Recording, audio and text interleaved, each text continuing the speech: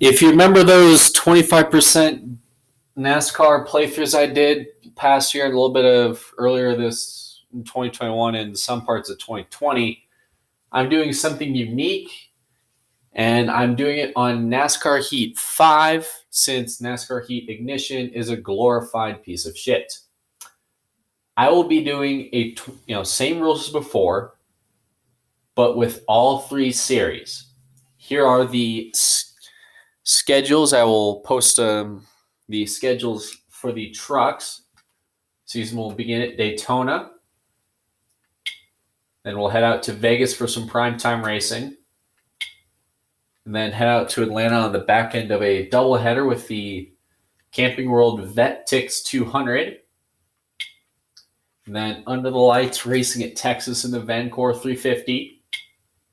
Then basically any race that has the series logo in this schedule, and there's a few of them here, or any series logo, you get to name the event.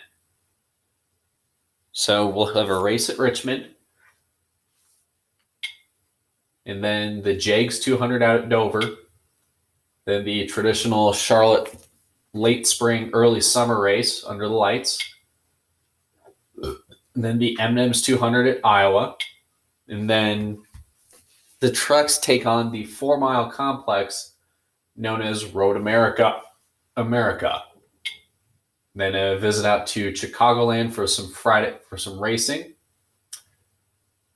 The Camping World 225. And then another visit out to a track that NASCAR doesn't race at with the Kentucky Speedway, usually on a Thursday night.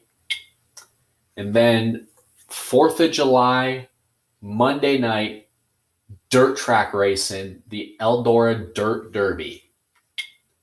Then we go out to the Motor City, followed out by a visit to Pocono for the Pocono Organics 150, and then another Your Name Here race, and then the visit out to Gateway for the Car Shield 200, and then a race at Darlington. Again, you name the event.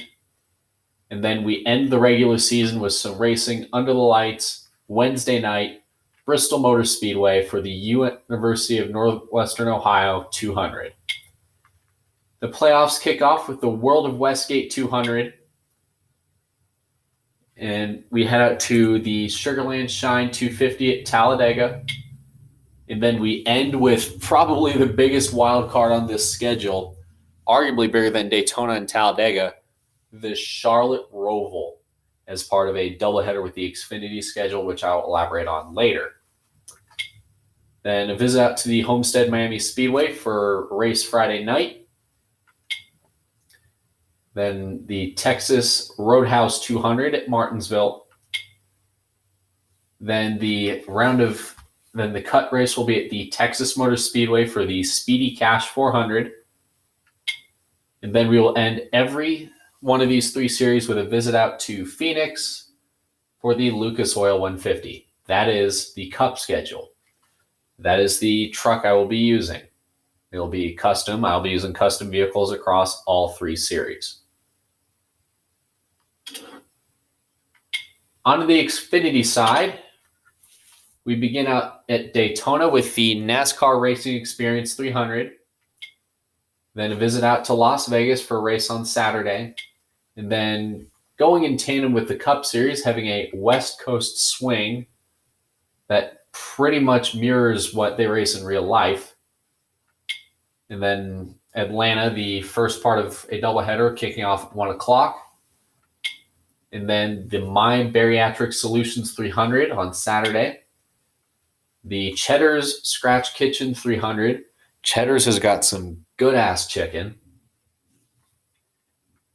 Followed by the first Friday night race of the year, the Toyota Carrick 250 at Richmond. Followed out by another event with the NASCAR logo. It will be you get to name the event.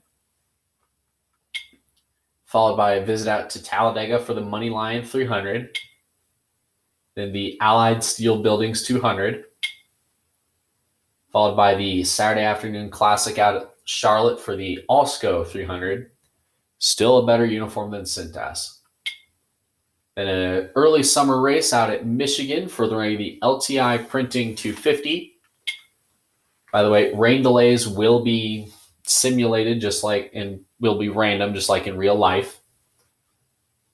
And then we got the Pocono Green 225.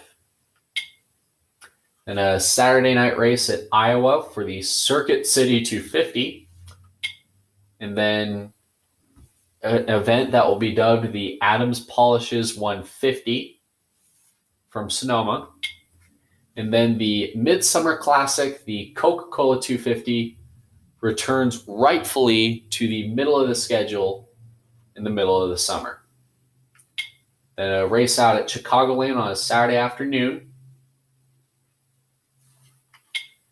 And a Friday night race at Kentucky. And then, just like in real life, they will have a race at the Indianapolis Roval, followed by a trip out to Road America, then a trip to Mid-Ohio, followed by another trip to Watkins Glen. It'll be a back end of a doubleheader with the Truck Series.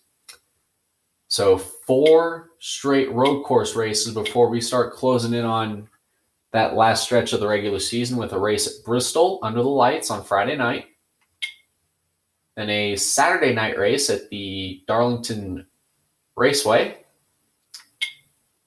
And then the second to last race of this regular season will be at Richmond for the GoBowling.com 250. And then lastly, another event where you get to put your own name at the race, a race out at Gateway to close the regular season. We open the playoffs with a Saturday night race at Vegas, then a visit out to Kansas for the Kansas Lottery 300, and then the round of 12 will end with the Charlotte Roval. The next round will end with the United States Census 300 on a Saturday night, followed by another race at Martinsville, and then the final race of the round of 8 being the O'Reilly Auto Parts 300. Then we end the season with the championship race out in Phoenix. So here, 2 major things to note. The 4 straight road courses towards the end of the regular season. And pretty much from Bristol till about Martin to the end of the year, there's only going to be 3 day races. The Charlotte Roval, the race out at Martinsville, and the race in the championship race at Phoenix. Most of these races are going to be on Saturdays with the occasional Friday night race thrown in. So, for example, Daytona will be a Friday night race. Kentucky will be a Friday night race.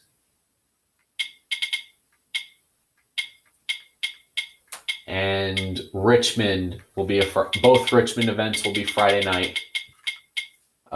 Gateway will be a Friday night race, and so the event out at. So there's only going to be maybe 4 Friday night events heading into the playoffs. So in the Busch side. And then the Cup Series, the series that everybody tunes in every Sunday to watch. 36 races. We begin with the Great American Race, the Daytona 500, followed by a visit out to the Las Vegas Motor Speedway. Again, most of this will mirror the West Coast swing will pretty much mirror like what the Busch Series does, and then we'll have the visit out to Atlanta on Sunday. And then the visit out to the O'Reilly Auto Parts 500 at Texas. The first night race doesn't pop up till race 9 at Martinsville. Again, this race, you get to name the event.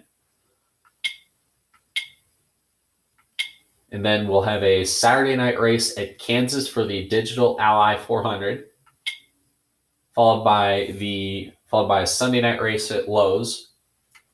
Charlotte, and then we'll begin the summer stretch with the sprint at Pocono, and then a quick race at Michigan, and then in a partnering weekend with the Xfinity Series in this project, we'll be racing at the Toyota St. 350 for Sonoma. And then just like in real life, I wish I went back to this personally. We'll have the Midsummer Classic at Daytona with the Coke Zero Sugar 400. For this race, I will be drinking a Pepsi with it. Followed by a Saturday night race at Kentucky. Then the race out at Chicagoland, even though they don't race there anymore. In fact, there are actually talks from what I heard of turning that track into an extra to the new stadium for the Bears. Oh my God. Thank you, Mayor Lightfoot. Then the mid-July race at the Indianapolis Motor Speedway, followed by another, again, you get to name the event for this one, the race out at Mid-Ohio. Then we got to Michigan for the Consumers Energy 400, race out at Watkins Glen, then the visit at Bristol for probably the only Friday night race of this will be Saturday night. And then the second to last race of the regular season will end at the Gateway Raceway. Will be a Sunday night affair. And then we end the regular season with a throwback, the running of the Southern 500 on Sunday night. We open the playoffs with a visit out to Richmond Raceway for the Federated Auto Parts 400.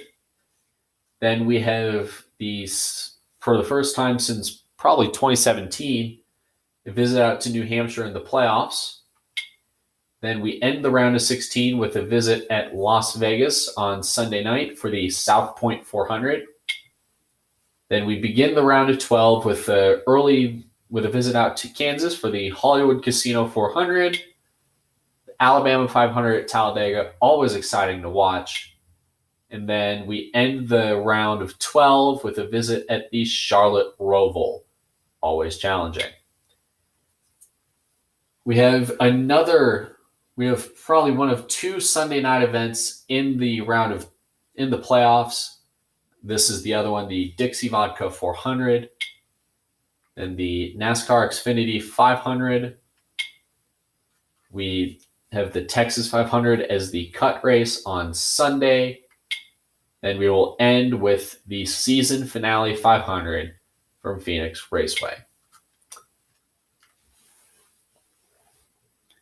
As of right now, this will begin probably a week before NASCAR returns to Speed Week, so around February 13th, so a week after NASCAR has the clash out at the Coliseum with the new car, will be when I begin this project. Stay tuned.